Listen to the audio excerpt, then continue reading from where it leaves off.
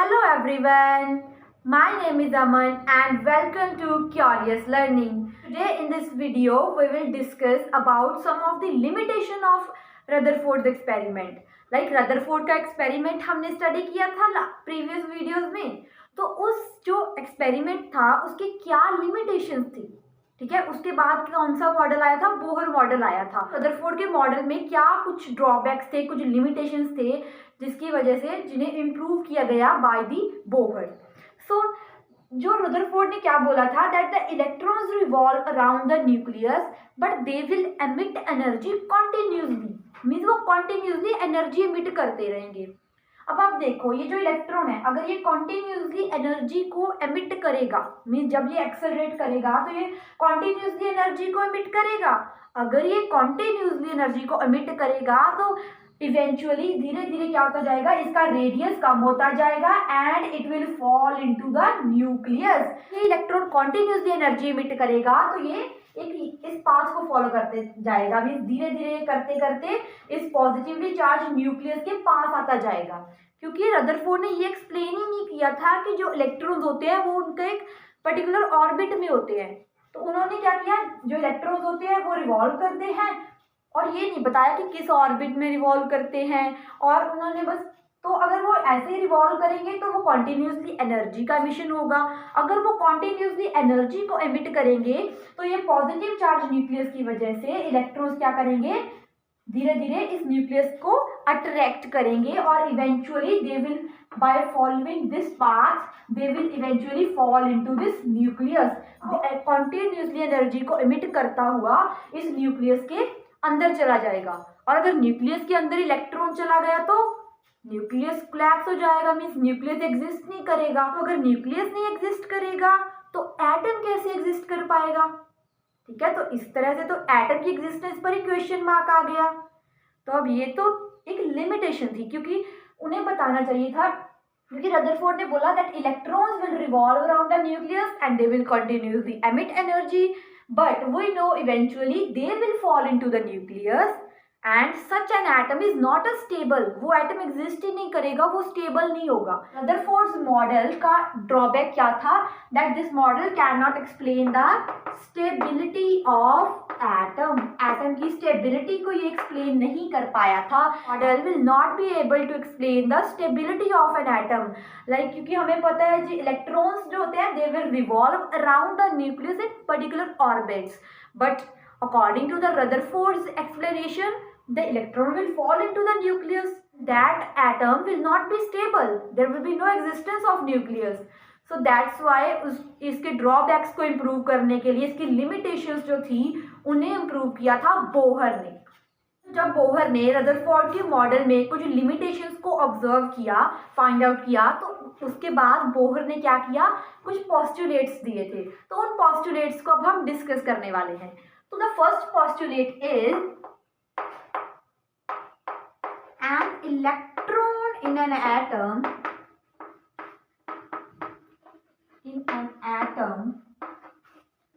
could revolve in certain stable orbits. Electron in atom could revolve in certain stable orbits and in such orbits electrons cannot radiate energy.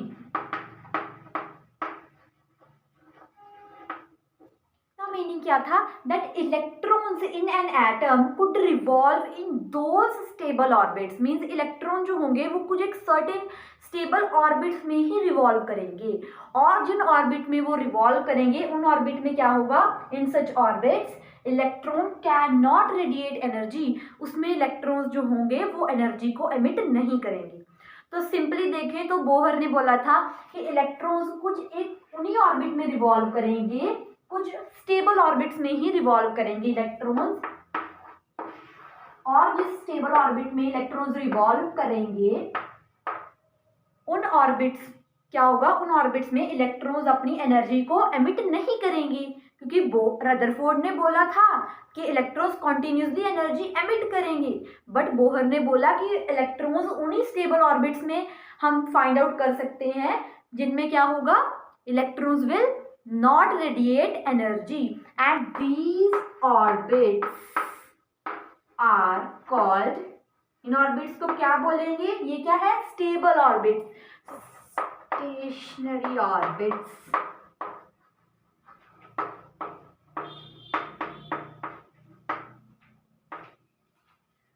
तो जिन certain orbits में क्या है, electrons stable orbits में revolve करते हैं और जिनमें वो अपनी एनर्जी को रेडिएट नहीं करते, एमिट नहीं करते, उन ऑर्बिट्स को हम क्या बोलेंगे, stationery orbits.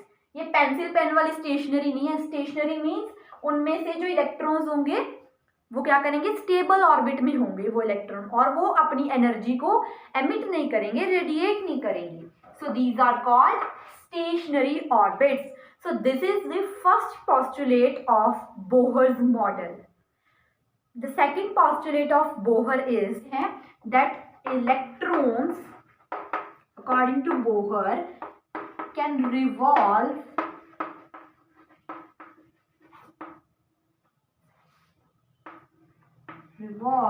around the nucleus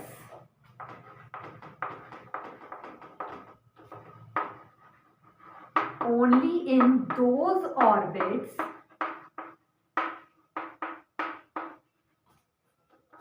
for which the angular momentum, that is L, the angular momentum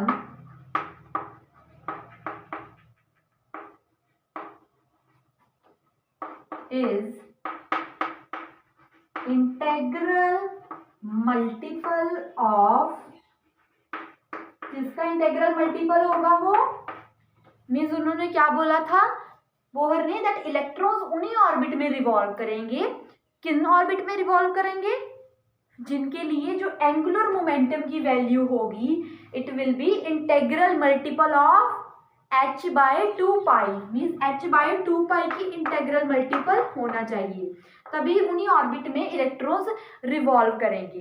where this h, ये h क्या है, h is, we know that h क्या है, प्लैंक्स कांस्टेंट, ठीक है, हमने ऑलरेडी डिस्कस किया हुआ है ऐसे, it is Planck's constant, and इसकी वैल्यू क्या आती है, फिक्स्ड वैल्यू क्या आएगी, h will be equal to 6.62 into 10 raised to power minus 34 joule second, ये इसकी फिक्स वैल्यू होती है प्लैंक्स कांस्टेंट की। एंगुलर मोमेंटम क्या होता है, it is denoted by L, तो L किसके इक्वल आएगा, integral multiple of h/2π, that is nh/2π।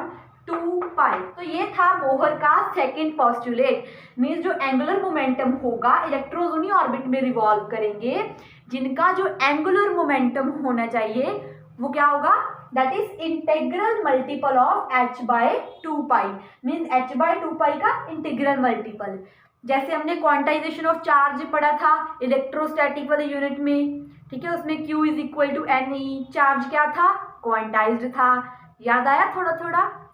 तो सिमिलरली यहाँ पे it is L will be nh/2π, तो n क्या है, n कोई भी इंटीग्रल वैल्यू है, क्योंकि हमने बोला ना इंटीग्रल मल्टीपल होगा h/2π का, तो ये कोई भी इंटीजर आप यहाँ पे पुट कर सकते हो।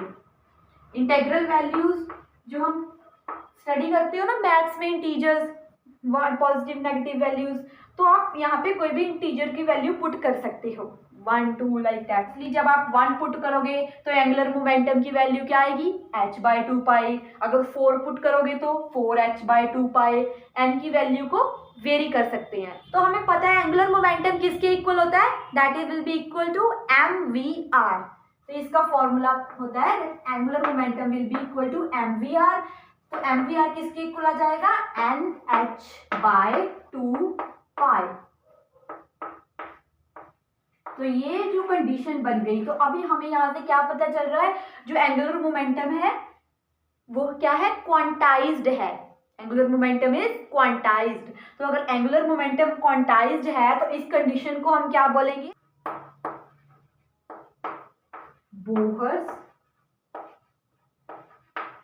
Quantization condition. तो ये है बोहर की क्वांटाइज्ड कंडीशन, जिसके अकॉर्डिंग इलेक्ट्रॉन्स जो होंगे वो उसी ऑर्बिट में रिवॉल्व करेंगे जिनमें क्या होगा, जो एंगुलर मोमेंटम है that will B integral multiple of h/2 and that is called Bohr's quantization condition. Now third postulate of Bohr's model is that when an electron jumps from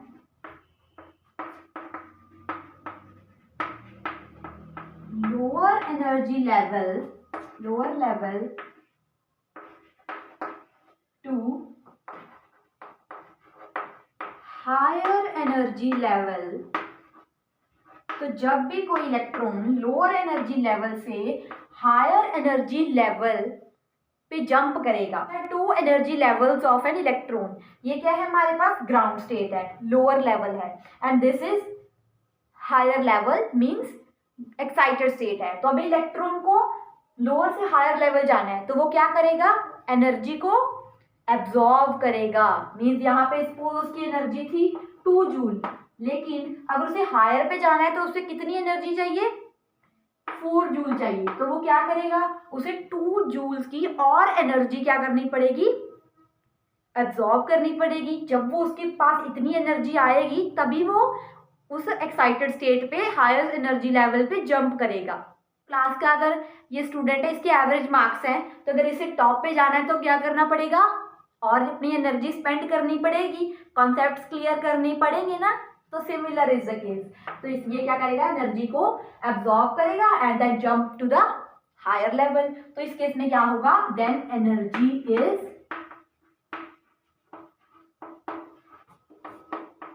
absorbed. तो वो क्या करता है, एनर्जी को अपने अंदर absorb करके हायर लेवल पे जंप करता है। And when an electron jumps from, तो अब इसका रिवर्स कर दो, क्या करेगा, पहले वो लोअर से हायर लेवल जंप कर रहा था, अब उसे हायर से लोअर लेवल पे जंप कराते हैं, ठीक है। When an electron jumps from higher to lower energy level, then उस टाइम पे वो क्या करेगा, देन एनर्जी इज रेडिएटेड। उस टाइम पे वो एनर्जी को रेडिएटेड करेगा, रेडिएटेड मीन्स एमिट करेगा एनर्जी को। तो अब ये जो इलेक्ट्रॉन है, सपोज ये हायर लेवल पे है, ठीक है, तो अब हमें इसे क्या करना है, इसे लोअर लेवल पे जाना है।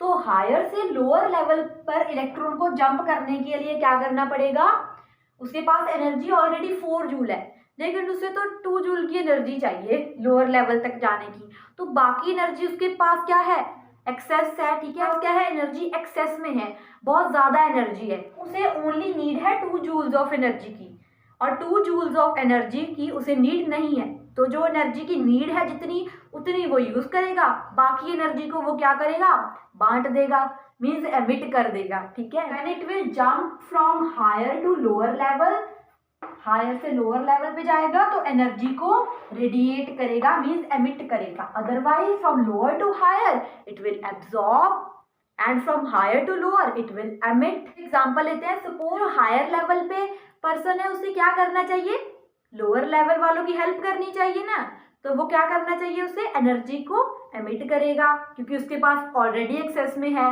मीन्स उसे हेल्प करनी चाहिए। अगर कोई लोअर पे है तो उसे क्या करना चाहिए, दूसरों से एनर्जी ऑब्जर्व करनी पड़ेगी ना, so that it can jump to higher level. So ये एक सिंपल सा पॉस्टुलेट था बोहर का, that is third postulate of Bohr.